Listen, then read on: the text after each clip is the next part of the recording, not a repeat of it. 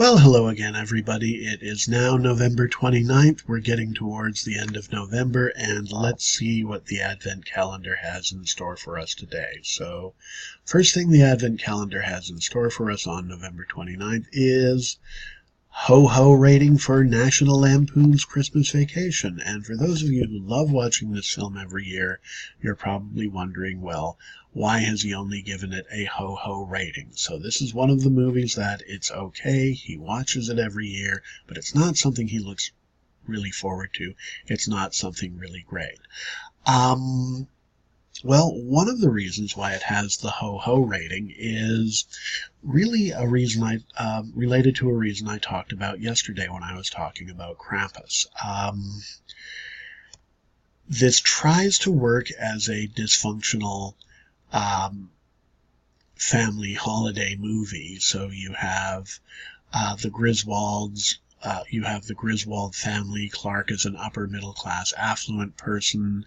The house is thrown into chaos by the arrival of Cousin Eddie, the white trash cousin who arrives in the Winnebago, and the bickering in-laws on either side of the family, which creates huge tension, of course, between Clark's son and daughter.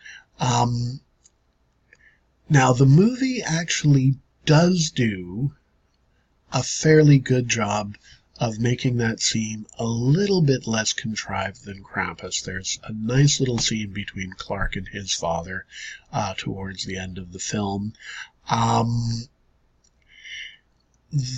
And the movie does try to explore the family relationships a little bit further. There's actually a hint of depth, again, in the progression of Clark's relationship with Cousin Eddie. It's not just completely contrived and one-dimensional as it comes off in Krampus. However, there's an issue with the plot in National Lampoon's Christmas Vacation, or I should say, there's an issue with the lack of a plot in National Lampoon's Christmas Vacation. And the issue I have with Christmas Vacation is that it really plays more like a series of comedy sketches that are just strung together by a very, very loose, bare-bones plot. So this is not a movie you watch for the whole. This is a movie that you watch for the parts. So there are some very, very funny individual parts to the movie, but on the whole, they don't add up to a really great whole movie. They just wind up to a lot of funny bits strung together by this very, very bare-bones plot. So for that reason, it's on my ho-ho list. I watch it every year. It's good fun, but I don't really look forward to watching it. Second item for November 29th is The Little Drummer Boy Christmas special that I've been watching ever since I was a little kid.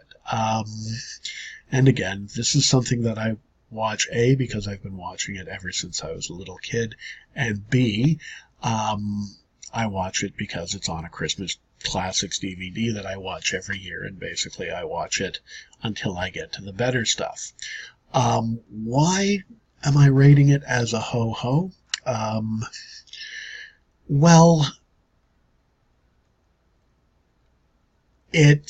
firstly, the plot it's aimed at very, very little kids.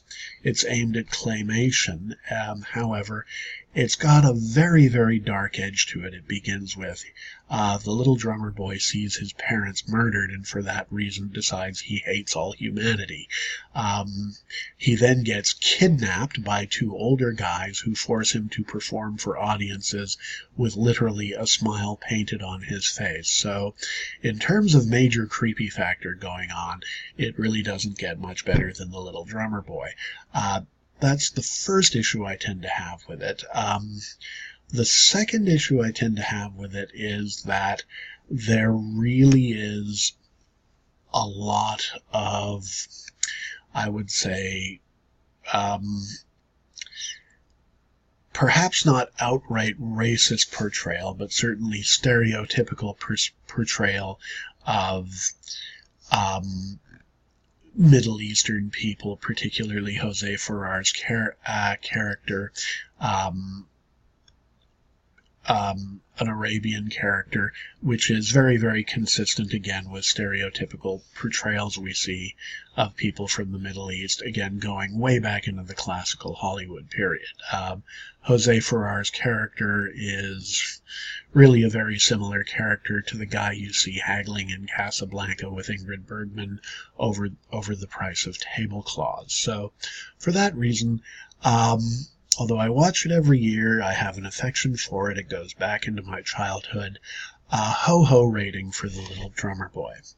Anyway, hope you've enjoyed today's review. I look forward to seeing you tomorrow when we'll discuss another couple of Christmas classics.